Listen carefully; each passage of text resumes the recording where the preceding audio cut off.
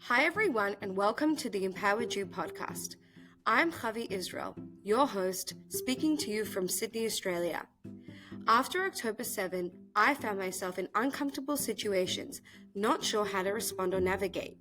That's why I created the Empowered You, first an organization and now a podcast to equip you with the knowledge, skills, and tools surrounding Israel and your Jewish identity. In each episode, we'll explore various topics from multiple perspectives so that you can feel informed, empowered, and proud of who you are. Thank you for joining me on this journey. It was an amazing privilege to interview Rachelle Unreich, author of A Brilliant Life, a deeply moving book about her mother, Mira, who was a Holocaust survivor. Our conversation went beyond just the story on the page, which all of you should read, and it will be linked in the show notes.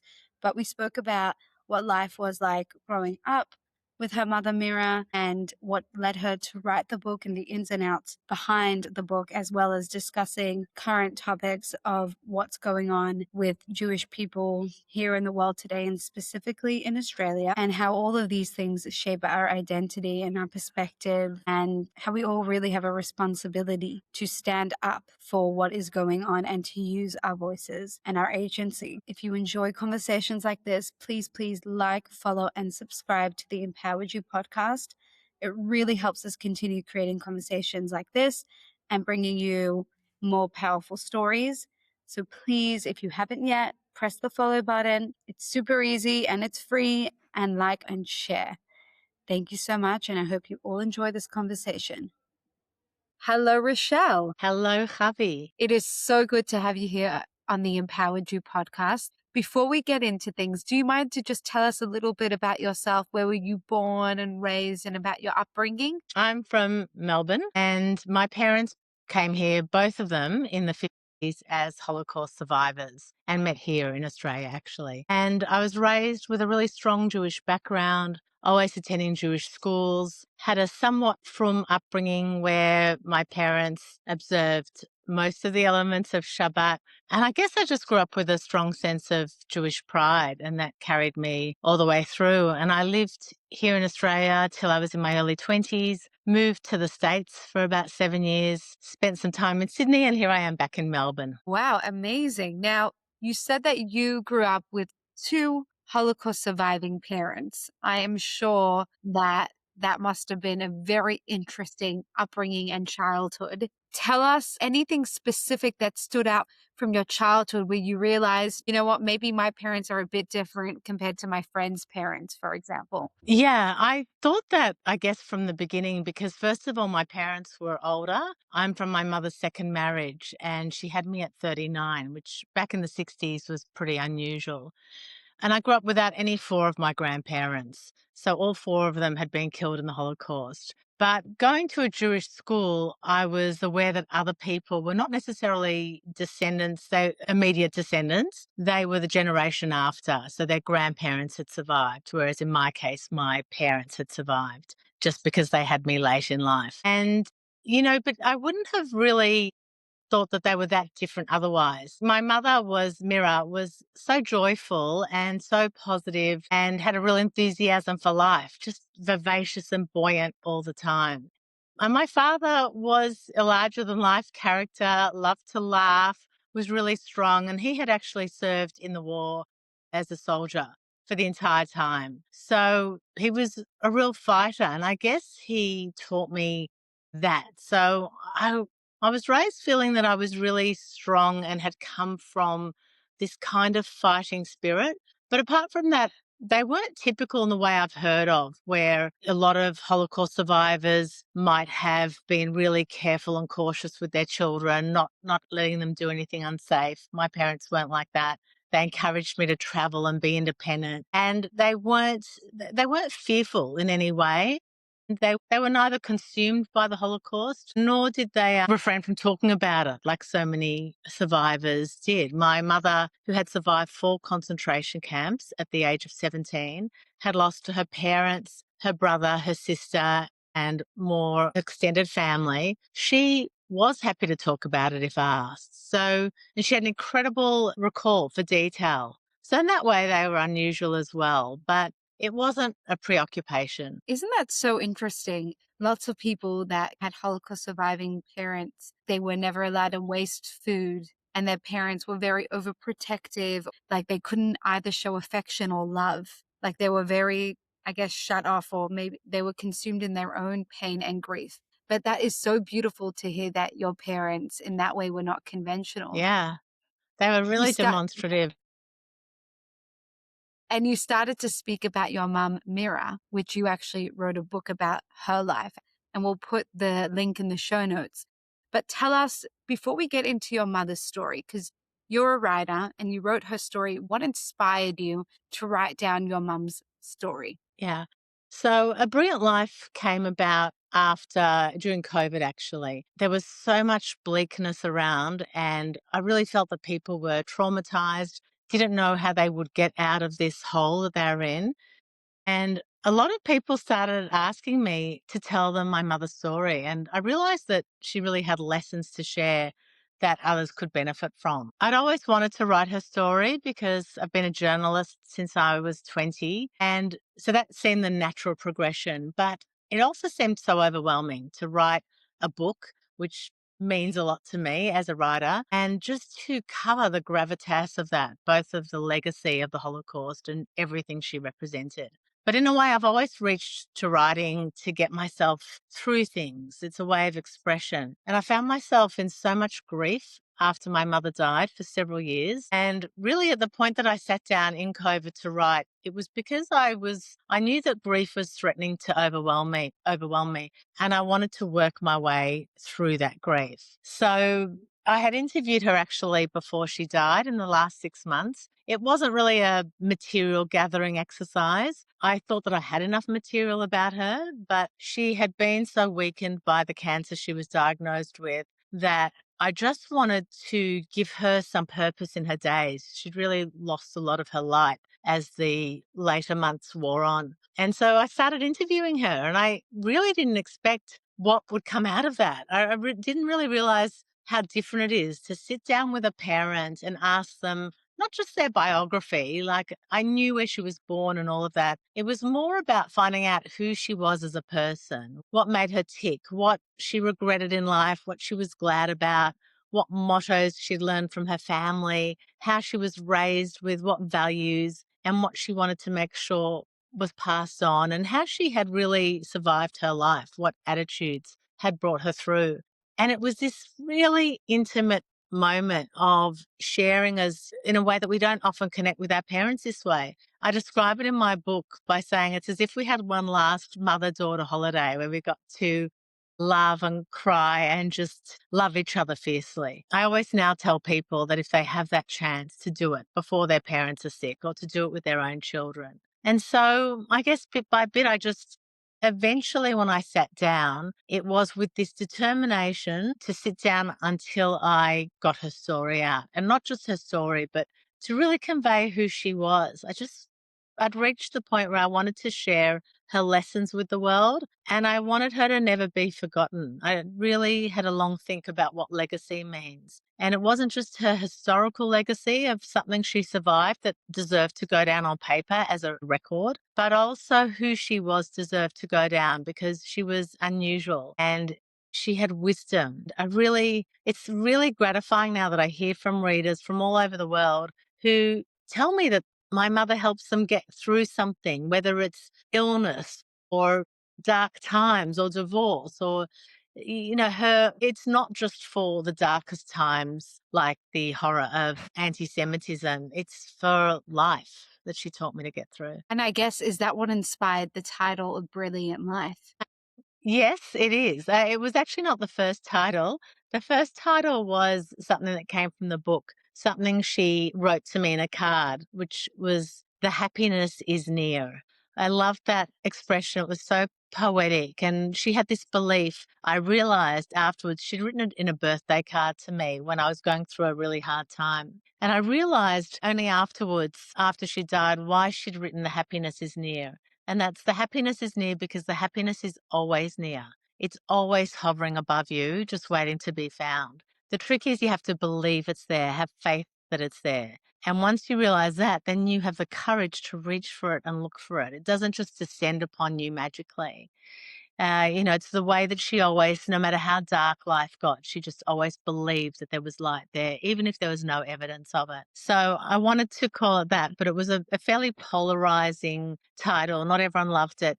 And I had a lot of people that weighed in because I had sold my book in Australia, but also to HarperCollins in America. Their marketing team didn't love that title. So we had a bit of a brainstorm, and actually A Brilliant Life came after, there's a little bit at the end where I write that life has to be embraced in all its brilliance. And we took it from that, and it wasn't me who suggested A Brilliant Life, but I really loved it because it denotes how she lived with so much brilliance and light. And you read the title and you think that's so strange for a Holocaust book to be called A Brilliant Life. But I didn't want it to be seen as a Holocaust book. I wanted it to be seen as somebody's life, someone's incredible life to whom the Holocaust happened. And it wasn't her defining feature either. Exactly. And, it's what she endured, but it wasn't who she was. It didn't form part of her identity. Can you share with us, for those who haven't read the book, a little bit about your mother's life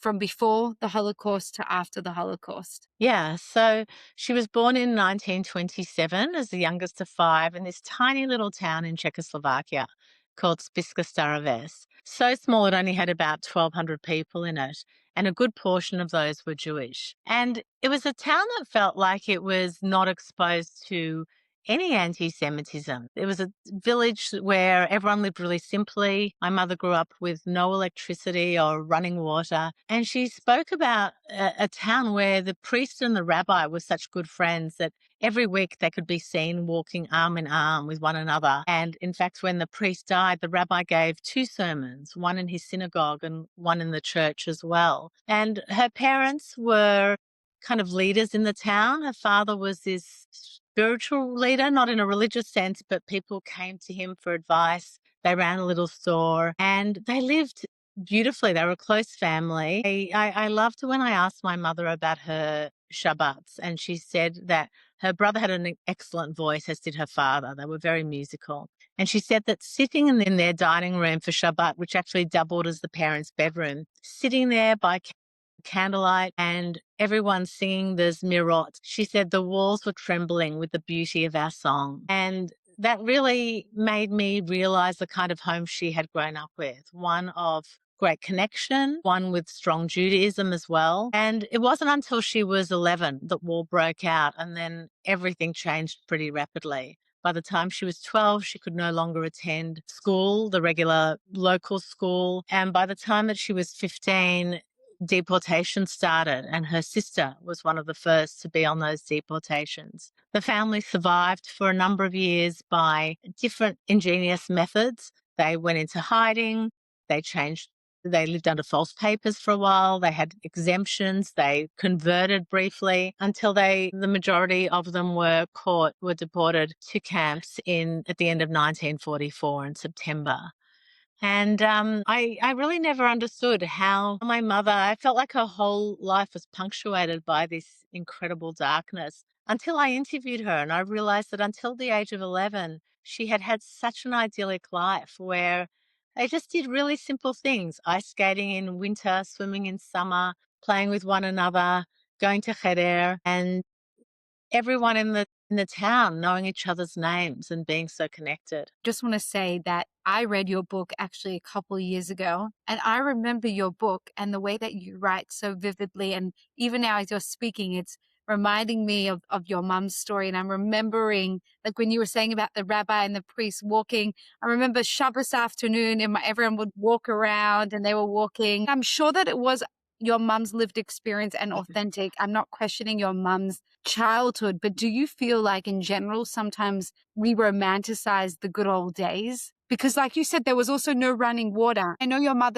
she didn't know any better and that's what they were used to, but I'm just curious what you think about that. Yeah, I think certain people have a glass half full type of perspective in general, and that was my mother. So And of course, when you bring the comparison of the Holocaust in, she's remembering a time when her parents were alive, when her sister and brother were alive, and all of the memories they shared. So whether there were some small things that felt difficult, I'm sure they really subsided into the background. I don't know. She was also, even though she was an optimist and she was positive, she saw things pretty clearly. But I do think, I visited that town myself not long ago to lay down Stolpersteine, the memorial stones that is part of an art project that is laid down in commemoration of Holocaust survivors and victims. And the town was largely unchanged. It's still tiny, a lot of the original buildings. People live really simply, and it did seem idyllic. I didn't see kids on their phones. I saw them riding their bikes and people growing herbs in their garden and extended families living next to each other. So the mayor of the town had his mother-in-law down the street, and it felt like that too. So Yeah. I'm not sure that it wasn't like that. I think it Yeah. It's also remind me of Fiddler on the Roof. I don't know why. And maybe that's just a point of reference of that visualization. And you're right. I love how you said your mum looked at the glass half full rather than half empty. And of course, their life is not perfect, but what she took and what she remembered was all those beautiful, positive things. And I feel like your foundational years are so crucial and it really does build you. That's 100% true. Think when I interviewed her, I couldn't ever understand why she was so happy. And Yeah. she told me one story when I asked her, what did you used to do for fun? Where she said that every time there was a theatrical performance, the family would go together. And then at night they'd come back, and in the darkness of their house, they had 3 rooms in their house. They would each, the boys in their room, the girls in theirs, the parents in theirs, would sing the remembered lyrics and tunes of whatever performance they had heard. And they would do this for hours in the night. And when she told me this, something clicked for me. And I thought, oh, I know why you were so happy. It's because you come from this place. That's your default. You have this already as a well to draw from. And that sort of changed my whole perspective. Yeah. Yeah. Yeah, it's true. I've seen that how important and crucial those foundational years are because it really builds you. Human beings are compared to a tree, and then from there we branch out.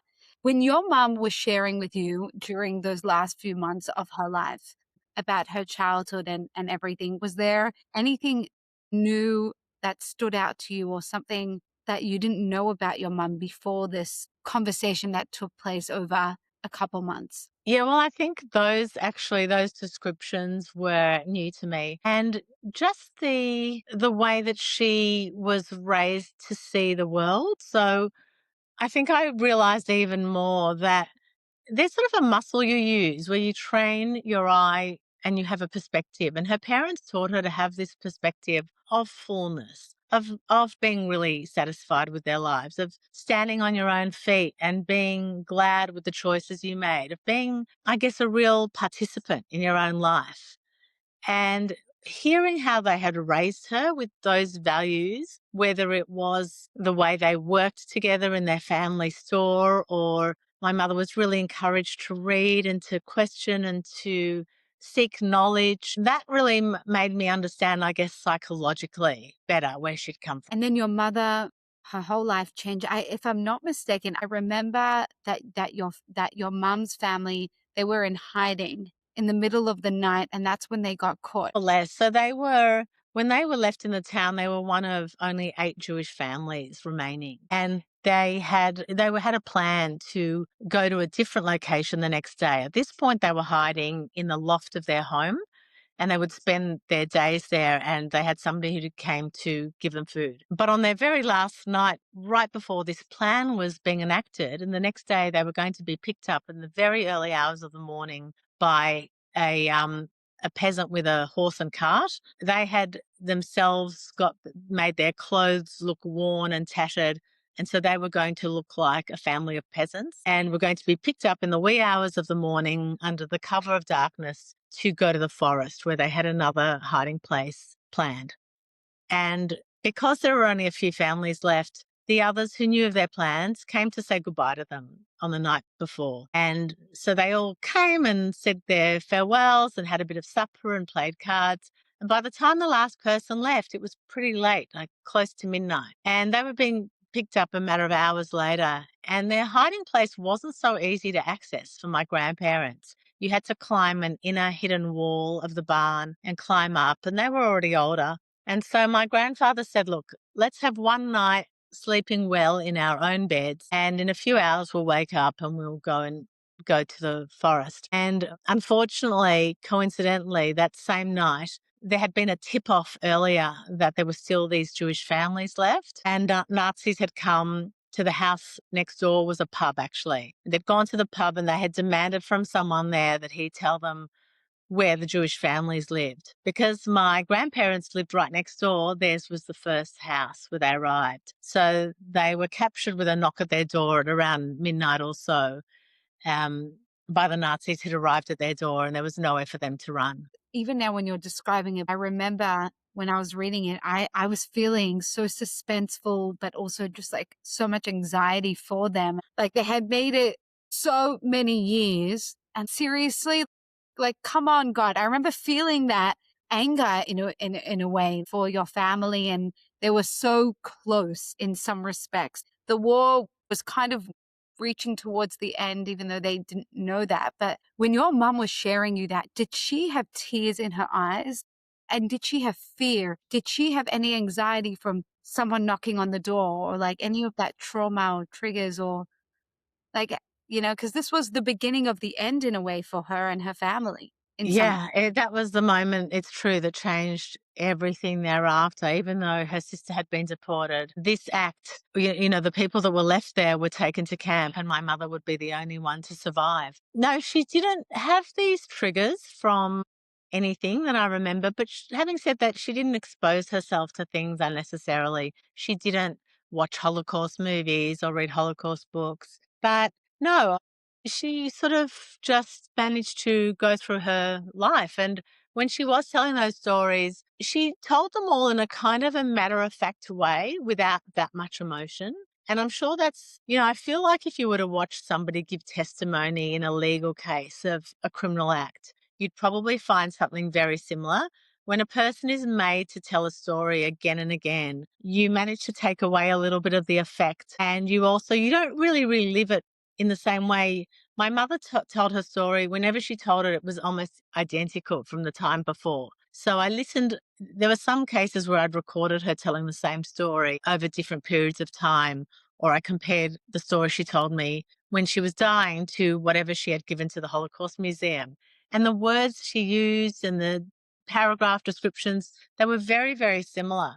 And so I think that's a coping mechanism that people use. There were times that really affected her and what she told. I think whenever she spoke about her parents, whenever she spoke about those who were killed, that was the hard. Not this happened and that happened, but if she spoke about her mother or her father or her brother or her sister, those were the times that you could hear real emotion. And probably the other thing that really affected her was she was in 4 concentration camps, including Auschwitz. And when she arrived in Auschwitz, she saw a woman being hung who had been part of an uprising trying to take over the crematorium and destroy it. And as punishment, 4 women were hung, and my mother watched one being hung, Rosa Robota. And that affected her greatly because and I actually don't even, I mean, obviously it's horrific to see this young woman being hung. I think somehow what affected her most was that this woman held on to her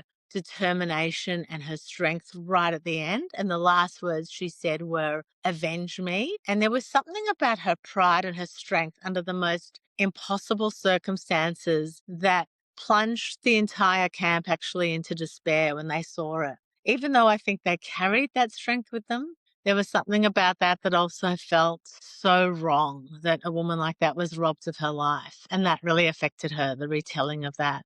But no, I think she was one of the reasons I wanted to write about her was that she was unusual in the way she could retell her story. She could remember great details. She got, I checked everything with Yad Vashem and the United States Holocaust Museum and the Auschwitz. And all the dates she got were correct, and all the details she got, there was really not much discrepancy. When there was, they were minor, and I took it out if I couldn't verify anything. But 99.9% 90% of everything was absolutely on the nose accurate. Sometimes she might have had a description for something that I couldn't quite find. It's unbelievable. And it's actually interesting because you're writing your mum's story, but it's still at the same time, it's a nonfiction. And so you've got to fact check. And the concept of history and memory or testimony and how actually it doesn't always align. The way that we remember things and our recollection it's very subjective. And so it's not actually always the fact, even though Yeah, it is your fact, it's your experience, and no one's denying your lived experience, yeah. but not necessarily historically factual. I'm actually curious about that process. Was that a difficult process? I mean, your mum ended up being 99.9% correct, but what is that process of making sure that whatever your mother was sharing was actually historically accurate? Well, I wanted to make sure that everything that's in the book was verified because I never wanted people to say, this couldn't have happened, this was wrong.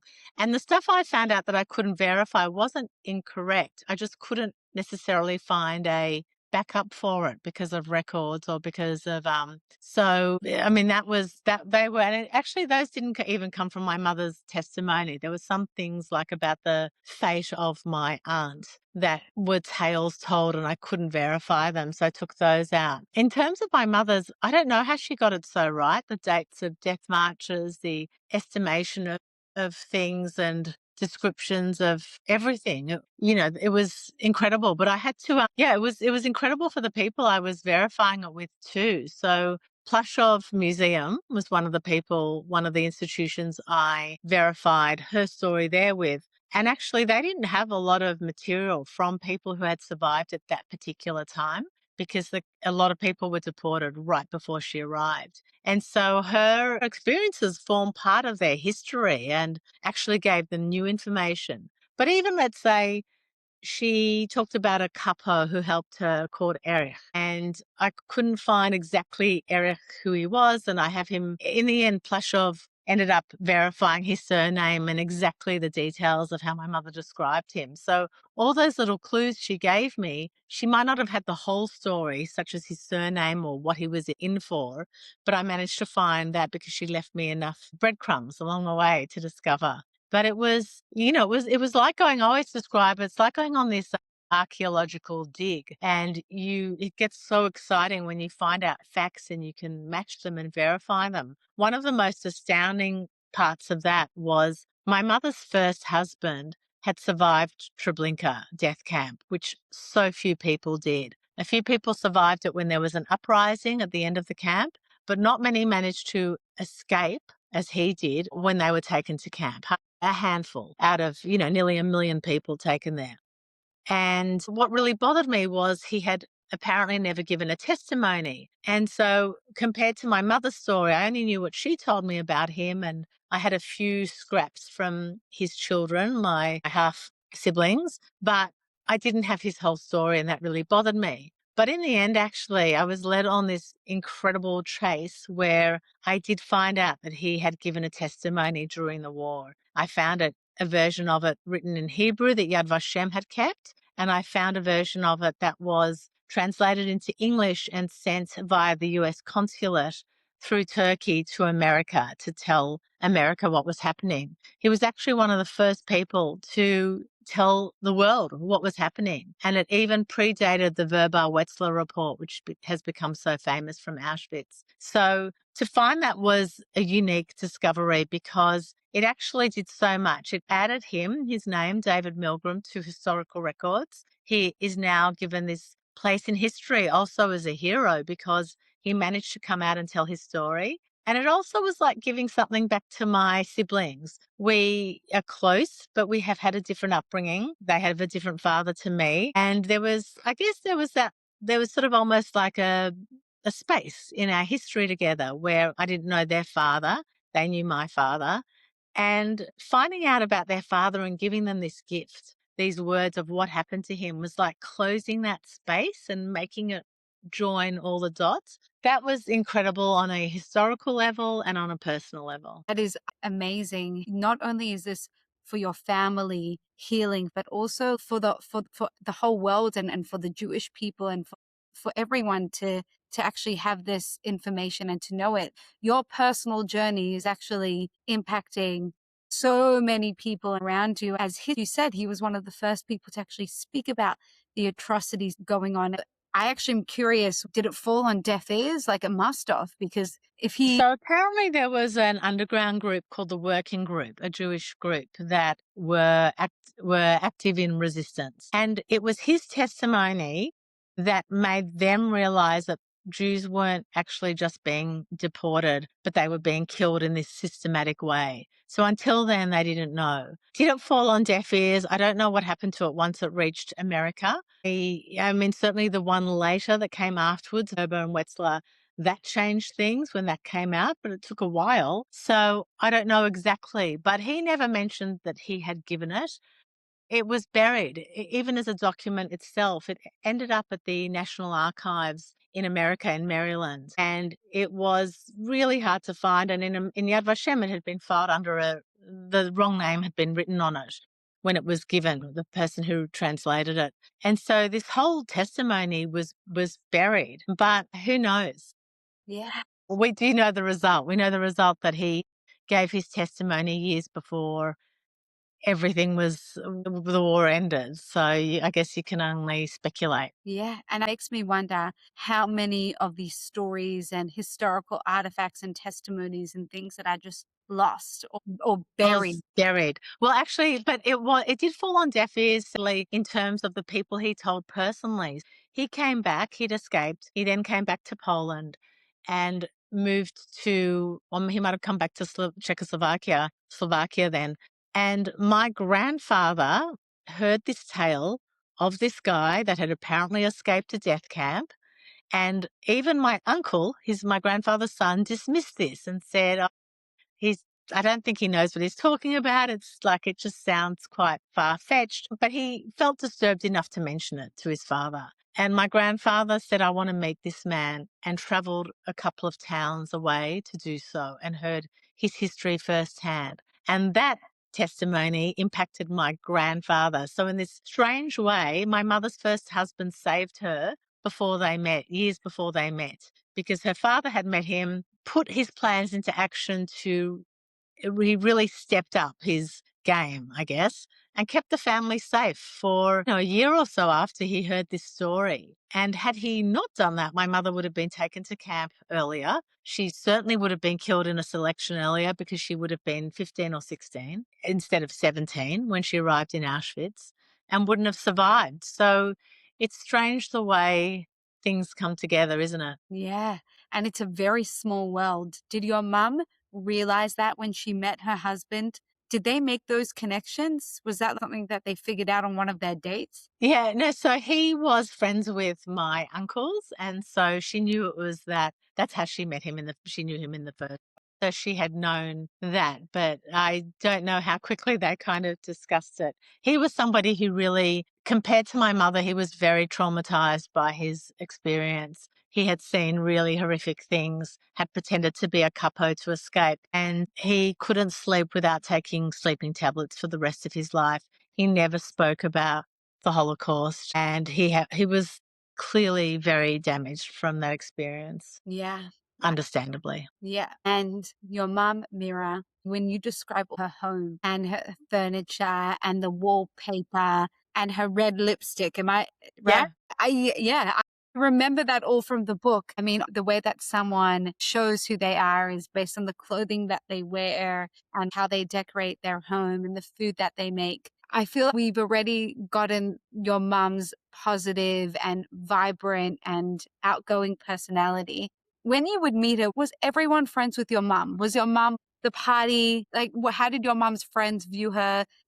Tell us more about her personality. Yeah, she wasn't loud, but she was charismatic. So people were really drawn to her. So I wouldn't say she was one of those people that filled up a room with her voice, and it wasn't all about her by any stretch, but people were really drawn to her. And so we always used to laugh about it as a family. She would go to the Paran market to do her shopping, and every vendor seemed to come out of their stalls to greet her. And the same would happen over again in different areas of life. So she would go down Ripon Lee and see the Frum community, and they all knew her and loved her. And then she was equally at home with the people when she worked in her factory or the neighbours. You know, it was interesting.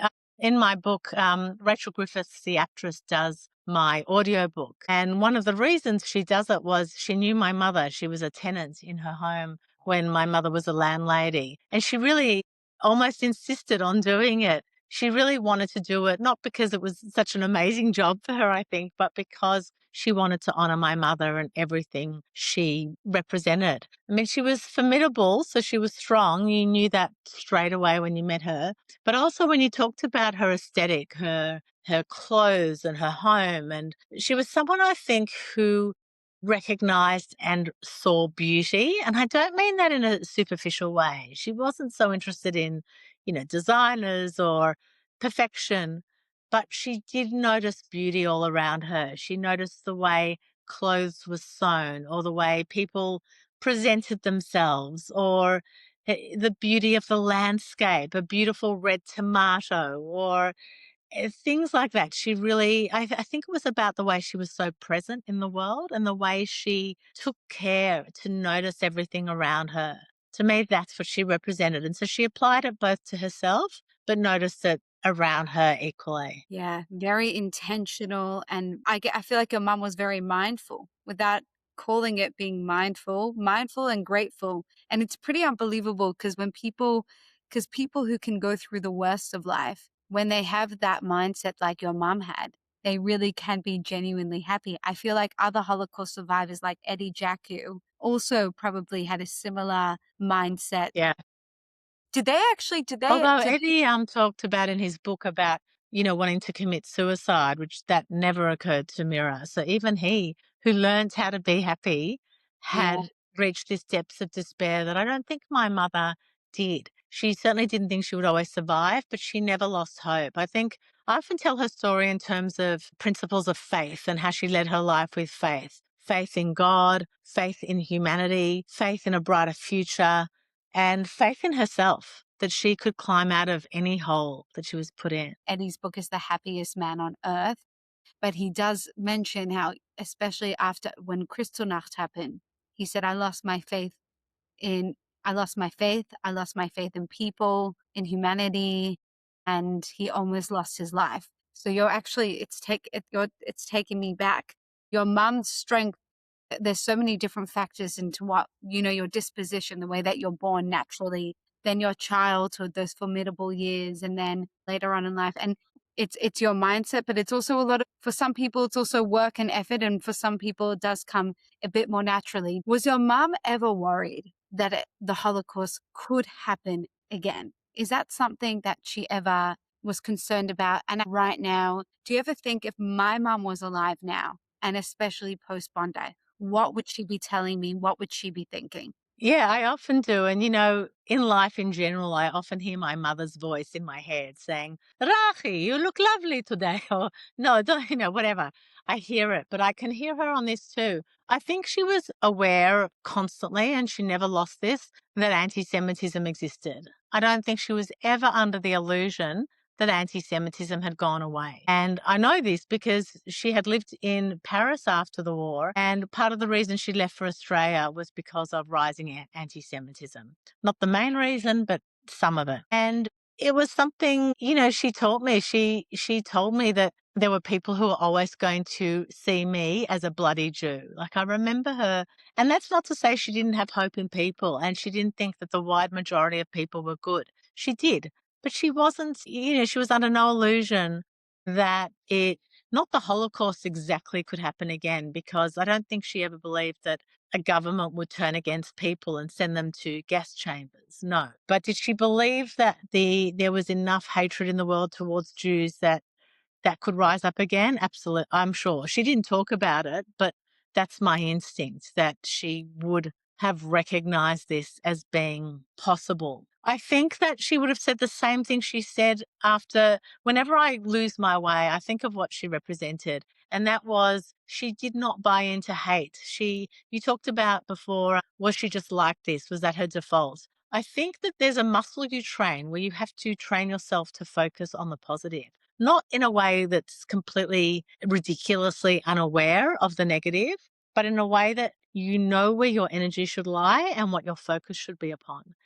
And she, after the war, people questioned her for lighting Shabbos candles. Why are you doing it? And she said, are you kidding? I'm doing it because I've always done this, because my mother did it, my grandmother did it. I'll never stop doing this. And so she always doubled down on her Jewish faith. She always knew that that was where her strength lay. She was somebody who fervently believed in God and who fervently believed in the connection she felt from her of those who had died. She still felt that they were her guardians and watching over her. And she even felt that she could summon feeling them when she wanted to, when she needed them most. She would practice lying in bed with her eyes closed. And she said eventually a feeling would come over her where she knew her parents were with her. So I think she would tell us to stay the course, to know that, yes, we are a people who are persecuted, and that is probably never going to change. How do we respond to that?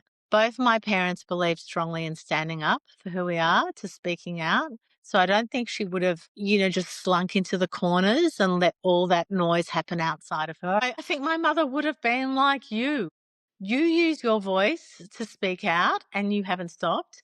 And you've continued to do this despite the most devastating experience to have happened to you that any of us can imagine since all this anti-Semitism has started in Australia. I think she would have been similar. She would have continued to stand strong. She would have spoken out against injustice. And she would have also just doubled down on her Jewish pride and on her Jewish identity. She would have kept singing Zmirot on Friday nights. She would have kept going to shul. And she would have done it even more because that was what she knew was the link was, to ensure that her children and her grandchildren knew who they were, felt proud about that, and woke up the next morning to do it all again with a smile on their faces. It's the biggest form of resistance. My mother never lost her faith, and I think the most incredible example of that is when she arrived at Plaszow concentration camp, the first camp she was in.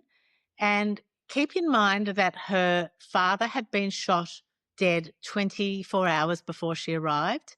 And then when she arrived, her mother was part of a selection and would also be sent to her death. So here's my mother, 17 years old. She has lost both her parents in a very short amount of time. And about a week after she arrives, it's Rosh Hashanah. And a little bit after that, Yom Kippur.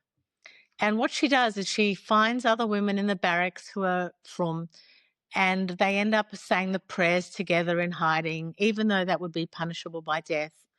And on Rosh Hashanah, she saves a little bit extra from her rations for lunch to try and replicate symbolically a meal at night. And on Yom Kippur, she fasts. And a woman comes up to her, a fellow prisoner, and says, "Are you crazy?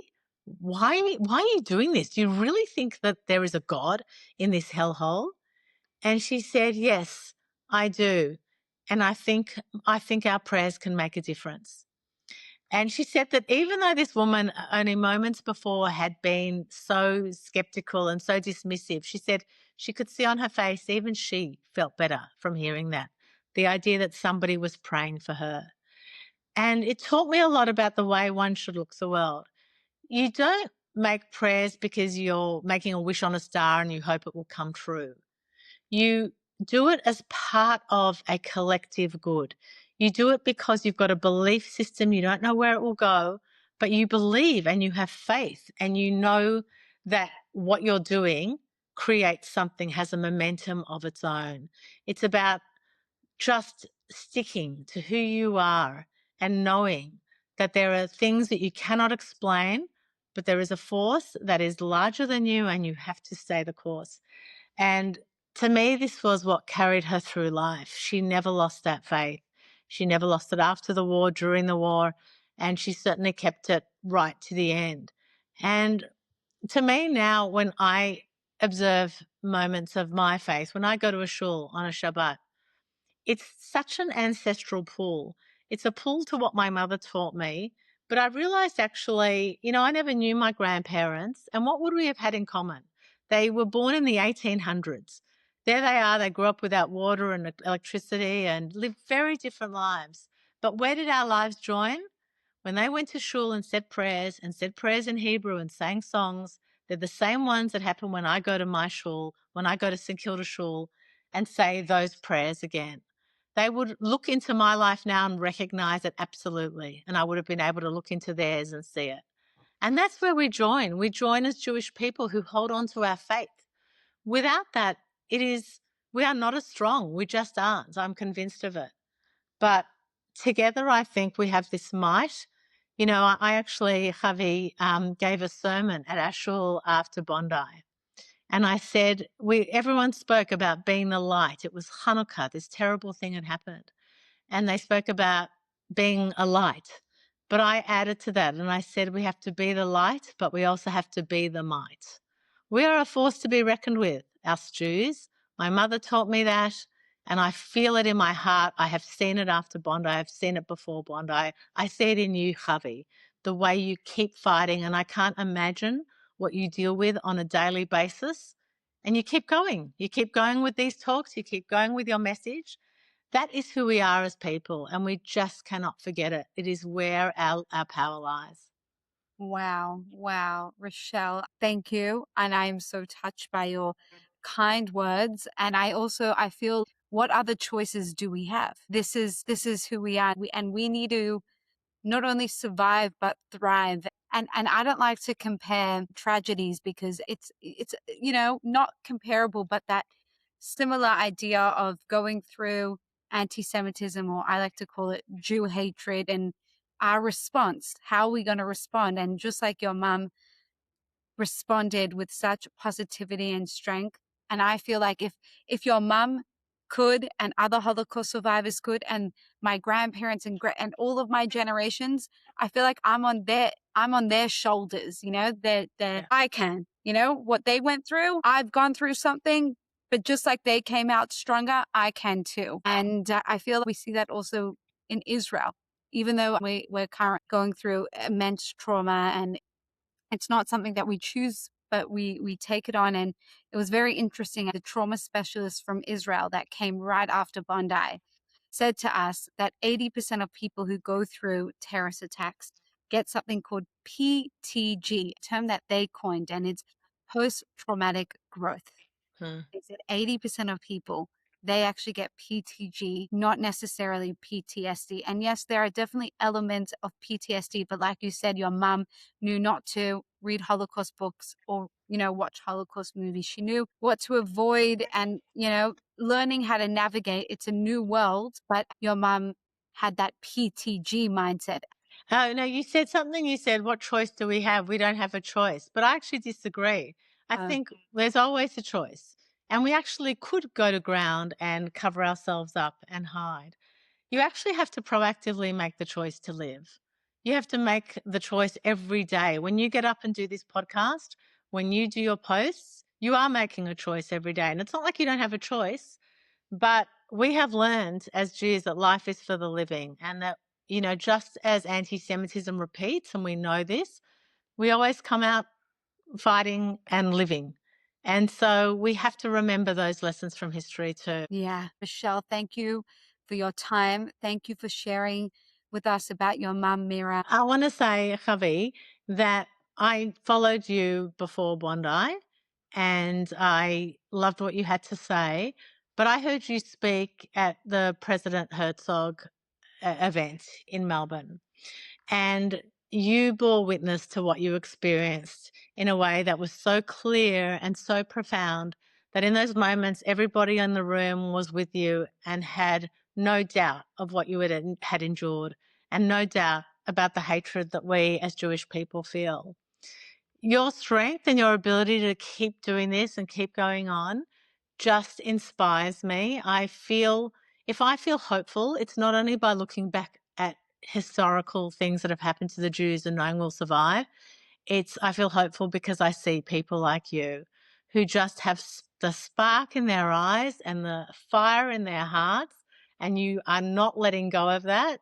And honestly, that has a knock-on effect that helps me every day. Gosh. Wow. Rachelle, thank you so much. Really. And I highly recommend for everybody to read and to buy A Brilliant Life. And it's an audiobook as well for those who don't love to read.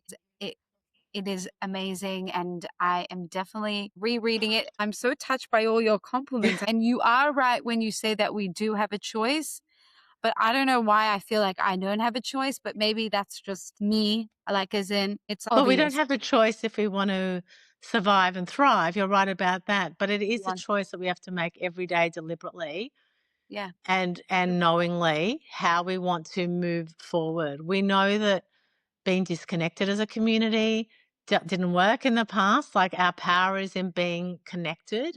Our power is in not letting ourselves be too, I guess, assimilated. Like, obviously you want to assimilate into the country you're from, and I feel very Australian, but it can't ever come at the expense of feeling very Jewish as well. Yeah, totally. It's about integrating, not assimilating.